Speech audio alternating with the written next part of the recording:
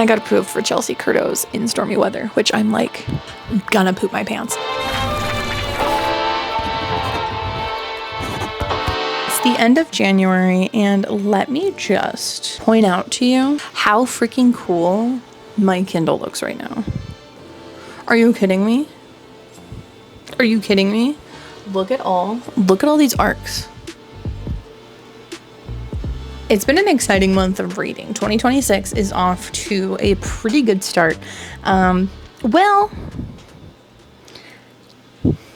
okay, maybe not. I've only read 4 books so far this month. I'm about to finish The L. This is actually an arc that I received through NetGalley like last summer. Never read it, but I bought the book.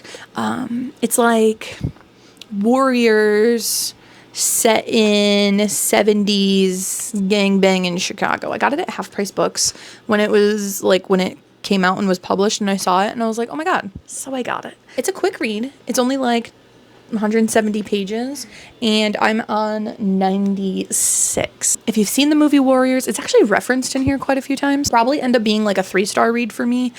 I'm enjoying it, but it's not like I want to keep turning the pages. I actually ended up using an Audible credit to just listen to the audiobook because I can't. But I do think that if you're interested in this story, the audiobook is the way to go. There's multiple narrators for each of the characters who are like in this gang. If you're from Chicago or familiar with a lot of Chicago locations, they have a pretty cool map of the L system. I'd love to see like a high-res version of this because it's got like all the markings of all the different like territories, jurisdictions. And if you're familiar with the Chicago streets and railway system or even bus stops, I've been annotating it a lot when not listening to the audiobook, and even while listening to the audiobook, opening up the book, highlighting things that intrigue me. So this will probably end up being a 3-star read just because I'm not like absolutely in love with it, but I don't know. We'll see. I guess if I finish this before the month ends, I'll include it in the next wrap up. But that's what I'm currently reading. My first book finished in 2026 was Faded Skates by Victoria Shade. I rated this.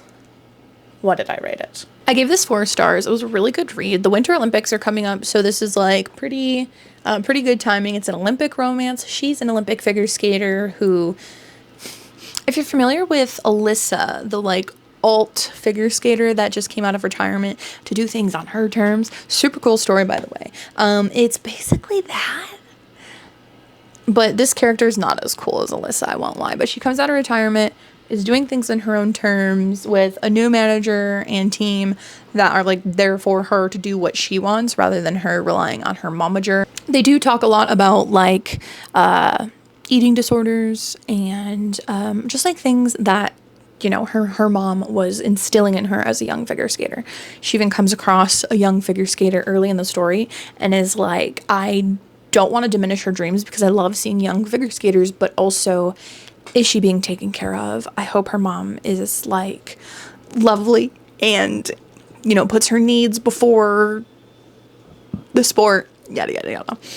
Super cool. My one gripe with the story. I guess technically it's 2 gripes. Not once, but twice does the author relate the weather patterns to mental illness. Calling the weather bipolar in the big 2026, maybe I'm just like extra woke about this. But like the author does such a good job talking about mental health as an athlete. And like both these characters, because who she like falls for, he's doing like a TV segment on her, and he's actually an Olympic speed skater. And the last time they saw each other was when they hooked up at the Olympic Games, the last Olympic Games. And the Olympic Games are every 4 years.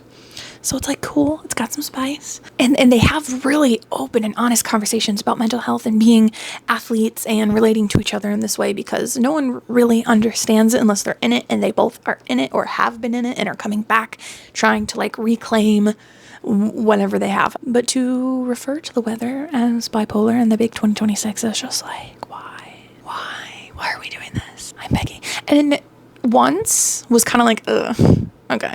I highlighted it and was like, why? the second time it happened? No, absolutely not. So I literally docked a whole star just for that because it ruined the vibes. But I love this book. It was honestly a good time. The author has been incredible on social media too. I'm not super familiar with her or her work or what she does.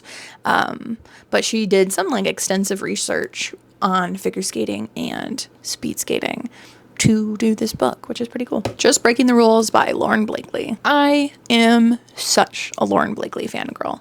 A lot of her books just really hit for me. And then sometimes they're just like a little too, how do I say this? They're like a little too hallmarky for me sometimes.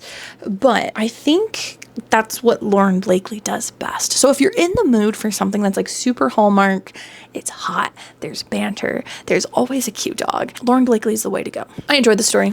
I gave it 5 stars. Let's see, what is my review? The bakery. It was almost kind of giving me like It Ends With Us vibes of like, you know how she like opens a flower shop and he comes by and it's like cute and whatever. So they're doing this together. He's a stud hockey player. She is a baker and she has always wanted to open a bakery. She has the opportunity to do so because somebody passed away, handed off a firehouse, which like seems really random, and I wish we got a little more context on that. In her grandmother's will, and is gifted this firehouse. She's like, what do I do with it? What have I always wanted to do? I want to open a bakery. And then there's this hockey player who's like, well, I have always wanted to open a bakery in honor of, is it his mom? I think it is his mom or his grandma, who like he baked with all the time. He loves baking, blah, blah, blah, blah, blah, blah, blah, but he's always wanted to do it. And their friends know about like these long-term goals that they've had. So their friends actually connect them and are like, hey, hockey player with money and also wanting to do this, you can actually, instead of waiting until you retire to open a bakery, just do it now. She'll do all the work. You're just going to help her get it started. And he's like, you know what? Yeah, that sounds great. And it becomes a pretty collaborative effort because she doesn't see him as just like, you're providing cash for my business and then I'm going to run it. She does a lot of this stuff to get it going because he's a hockey player and busy. But it's a super collaborative effort, and there's all sorts of spicy things that happen in this bakery, and I don't think I will look at flour the same. The Playing for Keeps hockey series has been something on my TBR for literal years. So there's a new Books Million that opened up near me, and so I wanted to buy a book, and I saw it and said, you know what? Today is the time. She was calling to me. I gave it 3 stars. I didn't like it. I didn't like it that I don't remember anything about it. If I don't write a review, it's truly just like out of mind. 3 stars. Didn't really like it. It was fine. I enjoyed it. But I'm not thinking about it after the fact. If I'm thinking about it, I'm giving it at least 4. I'm not thinking about it. I'm a little disappointed because I have a physical copy and I'm trying to only have physical copies of books that I actually like. So that stinks. I don't know. I'll give the other books in the series a chance. I like reading them in chronological order. So if like the 3rd book is better than all of them, I'll get there eventually. I just don't think this is like the best hockey romance since sliced bread. I've read so many better books. And then a book that I just finished is Sweepstake by Myra Bloom. This is an author that I found on Instagram or Threads or something. This is her debut novel, and it's a hockey romance. Bold, brave, I respect it. The first like 60% is spice. I didn't really understand this dynamic until I watched Heated Rivalry, and that's a critique that a lot of people have is it's like the beginning is all spice. Well, that's all their relationship is when it starts, is purely physical, and they develop the emotional later. I'm someone who prefers the opposite, not just for myself, but for my stories, of like you start with an emotional kind of connection, and then through that emotional connection that you discover more about each other. So like it was a lot of spice at first, and then they like, it's like a dislike to lovers situation. But there's a twist at the end. And not a twist that I was expecting, but it was also just like kind of random, kind of thrown in there. She's the social media manager for this team. He's a player. And she gets kidnapped in the end. You get like kind of a sprinkling of like someone's been following her, but like only a few pages prior to that. This is at 94%. And it wasn't until like the 80% mark where I was actually like turning the pages, wanting to read more. So I don't know. I wanted to DNF this multiple times. Did not, because this is a debut novel and an arc that I received, and I was excited to do so. So I did give it 3 stars. It was not my favorite, but I think the writing was phenomenal, and I think if Myra Bloom writes more, I'll read it. I will definitely read more from this author. I'm curious to see how her writing style and how she puts stories together evolves. I think she's got a really, really, really solid foundation for stories that I will really enjoy. If it ends up being something that's just like not my cup of tea, that's totally fine too. And yeah, I don't know. I just wasn't expecting a twist. It was weird. It was a little weird. So I gave it 3 stars because like I just was not. And then it was like resolved and everything was fine. And like all of the action of the book that isn't spice happens in the last like 20%. Oh, here, so her like about the author. Her books will always be sweet, spoony, and spicy with hints of thriller and will take you into an immersive world and have you on the edge of your seat with every page you turn. Which I agree. The last like 20%, I was turning these pages. But I didn't expect the hints of thriller. And the hints of thriller, I don't think there was a hint. I think, to me, it came out of nowhere. It came out of nowhere. So I didn't really enjoy it that much. And those are the 4 books that I read this month. 4 might not seem like a lot, especially if you follow or watch creators that read like 10, 15 a month or like 200 books a year.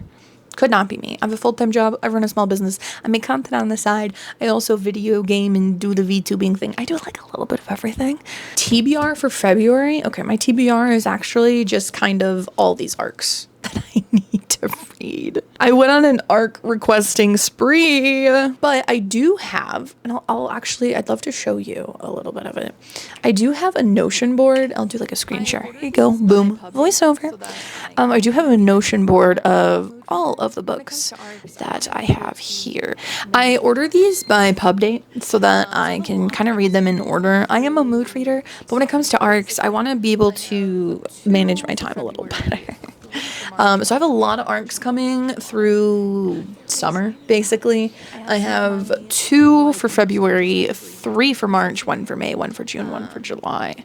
And I'm very excited about it. I have some of my like most anticipated reads of 2026 in here. And I got approved for Chelsea Curto's In Stormy Weather, which I'm like gonna poop my pants. Okay, that was January. See you next month.